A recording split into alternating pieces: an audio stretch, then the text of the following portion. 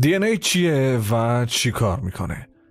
DNA که به عنوان داکسی ریبونوکلیک اسید شناخته شده یه مولکوله.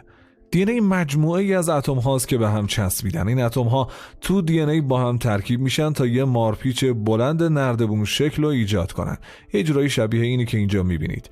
اگه تا حالا زیست خونده باشید یا فیلم پارک ژوراسیک رو دیده باشید، احتمالاً شنیدید که DNA طرح اولیه یه موجود زنده است. ولی چطور ممکنه یه مولکول طرح اولیه چیزی پیچیده و شگفت انگیز مثل درخت، یه سگ یا یه دایناسور باشه؟ برای اینکه به این سوال جواب بدیم، بریم اول یه نگاه سریعی به آمینو اسیدها بندازیم. آمینو اسیدها مواد شیمیایی خیلی کوچیکی داخل بدن ما که خیلی مهمن. اونا اغلب به عنوان عناصر سازنده زندگی شناخته شدن. 20 نوع آمینو اسید مختلف وجود داره که هر کدوم شکل مخصوص خودشونو دارن.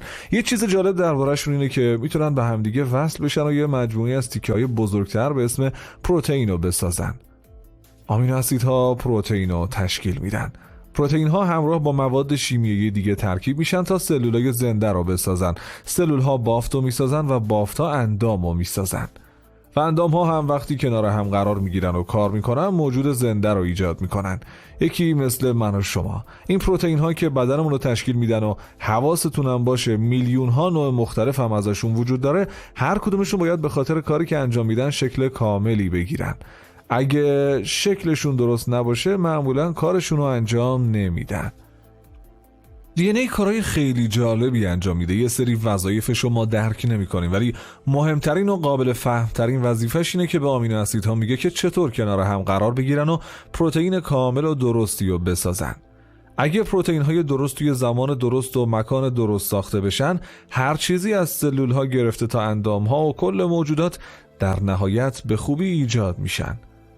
اینه که اینجاست یه مدل ساده شده از DNA به همون نشون میده که پله های نردبون از 4 نوع ماده شیمیایی مختلف تشکیل شدن که اینجا با رنگ ها و حروف مختلف به نمایش در اومدن. اگه فقط به نصف مولکول نگاه کنید، میتونید این توالی شیمیایی کد ژنتیکی رو از بالا تا پایین بخونید. یه جورایی مثل یک کتاب.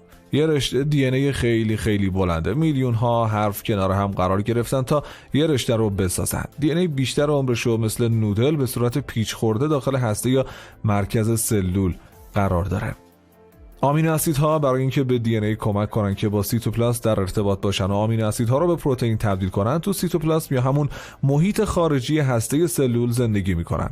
مواد شیمیایی خاصی داخل هسته از قسمت‌های مختلفی از کد DNA کپی میگیرن که به این کپی ها میگیم RNA. RNA ها خیلی شبیه DNA هن، ولی خب قاعدتاً کوتاه‌ترن و تک رشته‌ای هن. شکل و اندازه کوچیکشون باعث میشه از منافذ کوچیک هسته جابجا بشن و به سیتوپلاسم و داخل ذره دیگه‌ای به اسم ریبوزوم برن. ریبوزوم ها اندامک‌هایی هن که پروتئین میسازن و در این حال کدهای 3 حرفی RNA رو میخونن.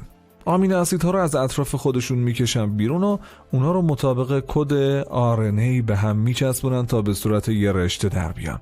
همونطور که رشته بلندتر میشه، خمیده‌تر و پیچیده‌تر میشه و به خودش میچسبه تا شکل پروتئین خوب از آب در بیاد. هر 3 تا کد RNA به ریبوزوم میگن که کدوم یکی از 20 آمینو اسید مختلف باید آمینو اسید بعدی باشه که اضافه میشه.